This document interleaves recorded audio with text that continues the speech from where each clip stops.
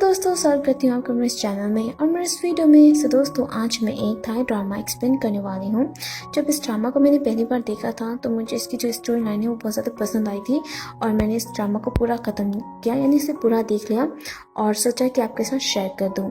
तो आज मैं इसका पार्ट 1 शेयर करने वाली हूँ। अगर वीडियो पसंद आती है तो वीडियो को लाइक, शेयर, कमेंट कर दीजिएगा। तो चलिए अब करते हैं पार्ट यानी कहानी की शुरुआत। एपिसोड की शुरुआत में हमें एक लड़की को दिखाया जाता है जिसकी आंखें नम थी और बहुत कुछ कह रही होती है। उसकी आंखों में नफरत, गुस्सा साफ साफ दिख रहा होता है। और दोस्तों, उसी के दूसरे सीन में दिखाया जाता है एक औरत को जो कि अपनी कार में होती है, अपने पति से बात कर रही होती है कि तुम हमें अकेला छोड़ दो, तुम्हारा कोई हक नहीं बनता हम पर हुक्म चलाने का या हमें हरेस करने का। तो उसका पति कहता है कि तुम्हें क्या लगता है कि तुम इस तरह मुझसे भाग पाओगी? मैं तुम दोनों को परेशान करना नहीं छोड़ूंगा। ये सुन के वो औरत अपना जो मोबाइल है वो फेंक देती है गुस्से में। यहाँ पर बहुत ज़्यादा परेशान होती है और वो ड्राइव कर रही होती है। तभी उसे फिर से कॉल आता है उसके पति का। रिंगटोन इतनी देर से बज रहा होता है कि आखिरकार वो औरत वो कॉल उठाने के लिए तैयार हो जाती है और जैसे ही यहाँ पर वो कॉल उठाने की कोशिश करती है उसका कार का बैलेंस बिगड़ जाता है और दोस्तों इसी में उसकी भयंकर एक्सीडेंट हो जाता है। ये एक्सीडेंट बहुत ज़्यादा भयानक था जहाँ पर उसकी जो कार है वो पूरी तरह से ब्लास्ट हो जाती है और उसकी मौत भी वहीं पर हो जाती है। नेक्स्ट सीन में हमें उसी औरत के पति की पिक्चर को किसी के हाथ में दिखाया जाता है और ये और कोई नहीं वही लड़की होती है जो कि हमें एपिसोड के पहले सीन में दिखाया गया था। यहाँ पे वो लड़की उस इंसान के पिक्चर को अपने हाथों से क्रश करती है और आग में फेंक देती है। उसकी आंखों में साफ साफ गुस्सा, नफरत और बदले की भावना दिखाई दे रही थी। अब हमें इसके बाद एक फ्लैशबैक दिखाया जाता है जहाँ पर वही औरत का पति किसी और लड़की के साथ नोटिस कर रहा था। दूसरी ओर हमें किसी को कपड़ा चलाते हुए दिखाया जाता है। उसी कपड़े के जलने की बू की वजह से यहाँ पर उस औरत का पति लड़की से कहता है कि क्या तुम्हें कोई जलने की बू आ रही है? वो लड़की भी कहती है कि हाँ मुझे भी आ रही है। तो वो औरत का पति अपनी जगह से उठकर बाहर दिखेंगे चला जाता है। तो हमें दिखाया जाता है कोई इस कपड़े को जला रहा होता है और उसी के सामने एक छोटा सा बच्चा भी होता है। वो और कोई नहीं वही औरत होती है। उसका पति उसके पास आके कहता है कि ये सब क्या है, क्या तुम पागल हो चुकी हो? तो वो कहती है कि मैं तो बस यही करना चाहती थी, तुम्हारे लिए ये सब क्या है मैंने। तो दूसरी वो लड़की भी कहती है कि तुम ना पागल हो चुकी हो, तुम ये कैसे कर सकती हो? तो वो औरत उस लड़की से कहती है कि तुम मुझे कह रही हो जो कि किसी दूसरे के हस्बैंड के साथ इस तरह इस हालत में हो। तो यहाँ पर वो लड़की उससे कहती है कि तुम ना पागल हो चुकी हो, तुम पागल हो।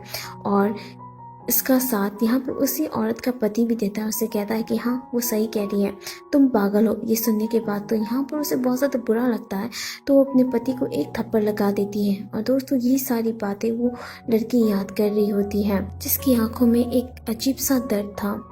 हमें फ्लैशबैक फिर से दिखाया जाता है जहाँ पर वो औरत का पति उसे एक थप्पड़ मार देता है और यहाँ पर उसे कहता है कि तुम्हारे हाथ तो आजकल बहुत ज़्यादा चलने लगे हैं ना।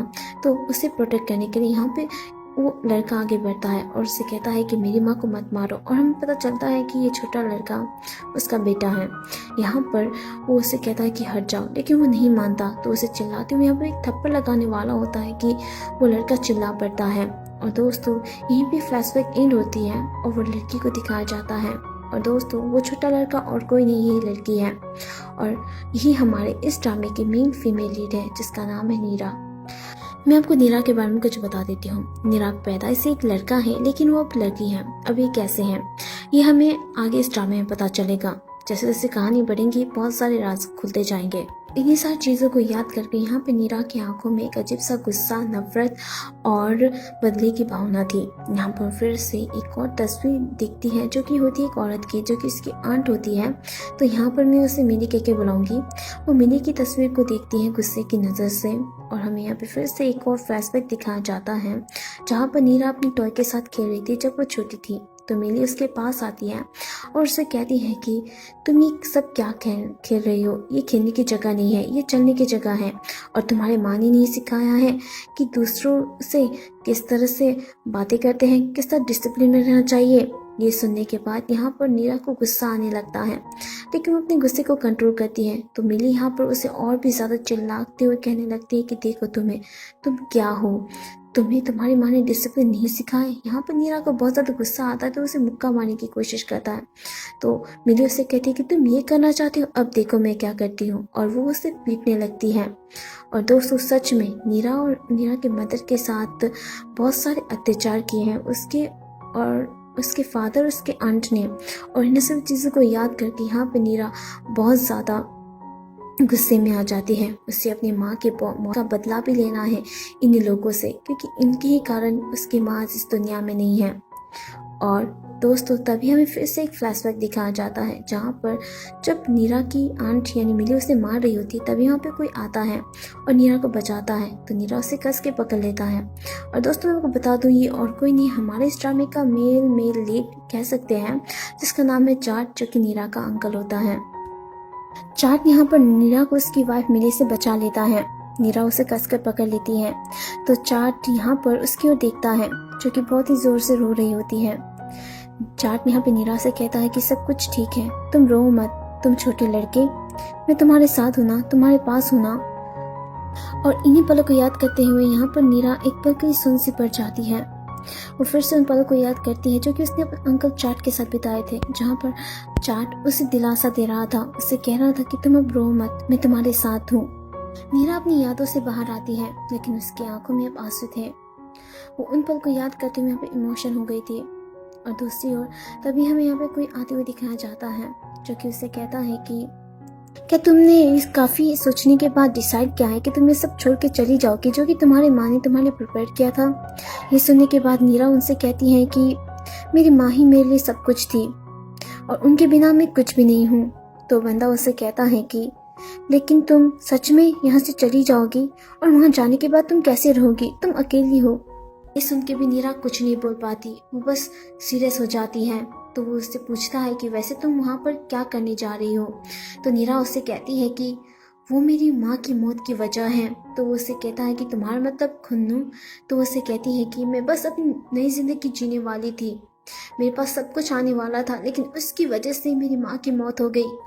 नीरा की बातें सुन के वो बंदा नीरा से कहता है कि लेकिन मुझे ऐसा लगता है। तो नीरा उसे कहती है कि मैंने जो कुछ भी सहा है, किस दर्द से मैं गुजरी हूँ, वो एहसास उन सबको सहना पड़ेगा, उन सबको। और दोस्तों हमें यहाँ फिर से एक फ्लैशबैक दिखाया जाता है, जहाँ पर नीरा के फादर नीरा की माँ को बहुत ही बुरी तरह से मार रहे होते हैं। यही सारे सीन पीछे से नीरा भी देख रही होती है। वो अपनी माँ से बहुत प्यार करती है। नीरा की माँ नीरा को इस बात में सपोर्ट करती है कि वो एक लड़का है, लेकिन वो लड़कियों जैसी रहना चाहती है। दैट्स वाई नीरा के फादर, नीरा के आंट नीरा और उसकी माँ से बहुत ज़्यादा हेट करते हैं, एक्सेप्ट नीरा के अंकल, जो कि नीरा को सपोर्ट करते हैं इस बात के लिए। इन पलों को याद करने के बाद नीरा के आंखों में यहाँ पे आंसू आ चुके थे। वो उससे कहती है कि तुम्हें पता है कि हमें कितना ज़्यादा सफ़र करना पड़ा है, यहाँ तक तुम्हें ये पता है ऐसा कभी भी नहीं होता। मेरी मॉम मेरे साथ आज यहाँ पर होती। और हमें फिर से एक फ्लैशबैक दिखाया जाता है, जहाँ पर नीरा हॉस्पिटल बेड पर लेटी हुई थी और हमें पता चलता है कि इसका सर्जरी हुआ है जेंडर का। यहाँ पर उसकी माँ उसे दिलासा दे रही होती है और नीरा उस पलों को याद करके उससे कहती है कि क्या तुम हमारी मदद नहीं करते।